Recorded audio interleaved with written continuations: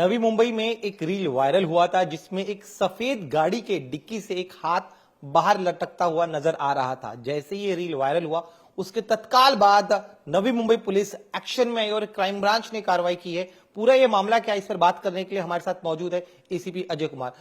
Sir, आपसे जानना चाहेंगे ये रील की जानकारी आपको कैसे मिली और पूरा मामला क्या था, विस्तार से बताइए।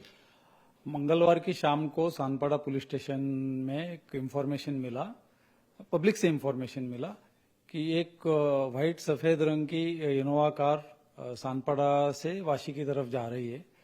सानपाड़ा से वाशी तक अलोंग द रेलवे ट्रैक एक रोड है, उसके ऊपर जा रही है और उसमें डिक्की में से एक हाथ बाहर आया है और ये डेड बॉडी लगती है। सो ऐसी इंफॉर्मेशन मिलने के तुरंत बाद हमारी क्राइम ब्रांच और सानपाड़ा पुलिस स्टेशन के सीनियर पीआई और उनकी डिटेक्शन का स्टाफ ये सब लोग हरकत में आए और उस गाड़ी का हमने फिर नंबर से ओनर का पता लगाया। ओनर बम्बई का रहवासी था। उससे जब पूछा तो उसने बोला कि ये गाड़ी मिनाज शेख नाम का एक इसम है, कोपर खैरने में रहने वाला, उनके घर में कोई शादी थी, उसकी वजह से 2-3 दिन पहले इन्होंने इनोवा कार यहाँ पे लाई थी।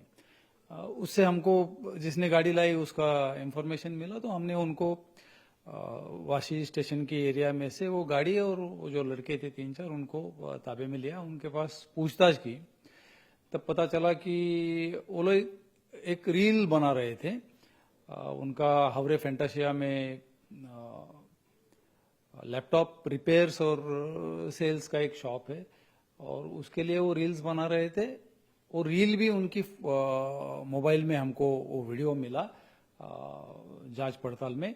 उसमें उन्होंने बाद में वो लड़का जिसका हाथ डिक्की से बाहर है वो डिक्की खोलता है, बाहर आता है और पूछता है, बोलता है कि आप लोग डर गए क्या, हम तो लैपटॉप बेचने वाले हैं और अगर लैपटॉप चाहिए और रिपेयर्स करना है तो हमारे शॉप में आइए। इस तरह की रील उन्होंने बनाई थी, लेकिन उन्होंने वो रील पोस्ट नहीं की थी।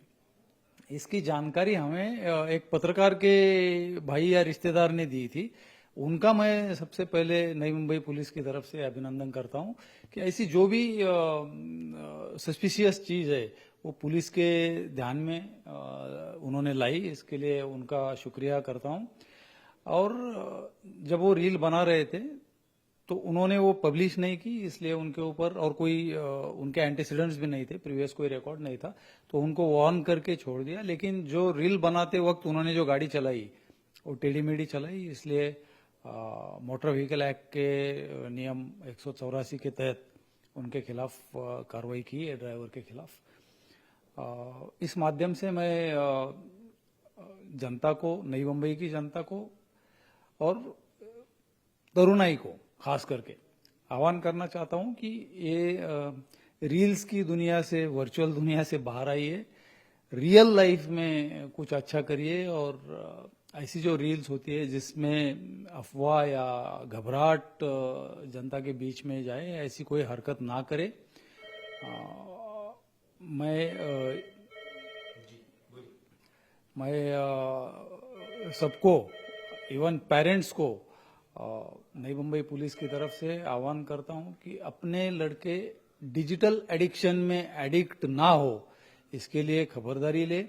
और युवा को भी बताना चाहता हूं क्योंकि बहुत सारे हादसे हुए, सेल्फी लेते वक्त हादसे हुए हम जानते हैं, और कोई गेमिंग एप्स थे उसकी चक्कर में हादसे हुए, तो ये जानलेवा भी होता है।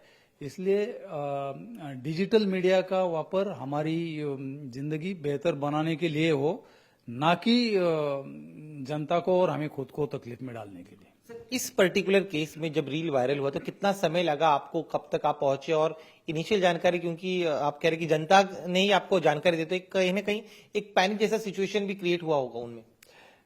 नहीं, ये 8:45 बजे के करीब हमको कॉल आई थी और लगभग 10:30 बजे तक हमने उनको, बिकॉज वो गाड़ी का नंबर हमें, जिन्होंने हमें वो वीडियो भेजा था उसमें गाड़ी का नंबर था, ज्यादा वक्त लगा नहीं। 1.5-2 घंटे के अंदर ही सारी जांच पड़ताल पूरी होने के बाद, और मीडिया को भी हमने इमीडिएटली कम्युनिकेट किया था कि इसमें सस्पिशियस कुछ नहीं है करके। एक आखिरी सवाल सर, आप चूंकि जो ये रील्स बना रहे थे, जब आपने उन्हें बुलाया, पूछताछ की, उनके बयान दर्ज किए, तब उनका क्या कहना था? क्या वो अपनी गलती एडमिट कर रहे थे और आपने क्या उन्हें वार्न किया है? जिस तरीके से रील बनाया था वो गलत था, ये तो उनको भी बाद में महसूस हुआ कि यस, ऐसे तरीके से नहीं करना चाहिए था। और बिकॉज उन्होंने खुद वो पब्लिश नहीं किया था, अगर पब्लिश करते तो उनको उनके खिलाफ भी हम कार्रवाई करते थे। उन्होंने पब्लिश नहीं किया था, वो सिर्फ उनकी मोबाइल में ही रखा था। ये किसी और ने, जैसे मैंने आपको बताया कि कोई पत्रकार के रिश्तेदार थे जिन्होंने हमारे पास इंफॉर्मेशन दी थी, उन्होंने पब्लिश नहीं की थी, इसलिए उनको वार्न किया। उनको भी अपनी गलती का एहसास हुआ, उन्होंने भी माफी मांगी है। एक आखिरी सवाल सर मेरा इसी मुद्दे पे, अब चूंकि बड़े पैमाने पे हम देख रहे हैं कि रील्स ज्यादा व्यू हासिल करने के लिए या पब्लिसिटी के लिए, अपने काम के बिजनेस के प्रमोशन के लिए बड़े पैमाने पर रील्स बनाया जा रहा है, लेकिन कई बार ऐसी घटनाएं हो सकती, तो ऐसे तमाम लोगों को आप क्या अपील करेंगे? यही तो मैं बोल रहा हूं कि जो डिजिटल मीडिया है, जो टेक्नोलॉजी है, उसका यूज हमारी इंसान की जिंदगी बेहतर होने के लिए होना चाहिए। जनता में घबराहट और जनता की या खुद की जान को भी खतरा, इस तरफ से अगर टेक्नोलॉजी का यूज होने लगे तो हम गलत डायरेक्शन में हैं।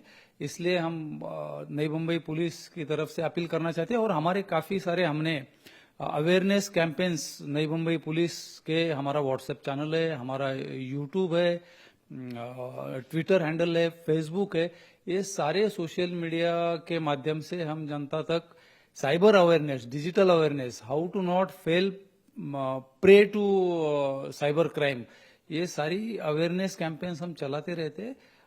मैं चाहता हूं कि हमारी कम से कम नई मुंबई की जनता हमारे चैनल्स को सब्सक्राइब करे और ये अवेयरनेस के कैंपेन से कुछ सीख ले। हमसे बात करने के लिए कैमरामैन देवेंद्र दयालकर के साथ दिनेश मौर्य, इंडिया टीवी, नवी मुंबई।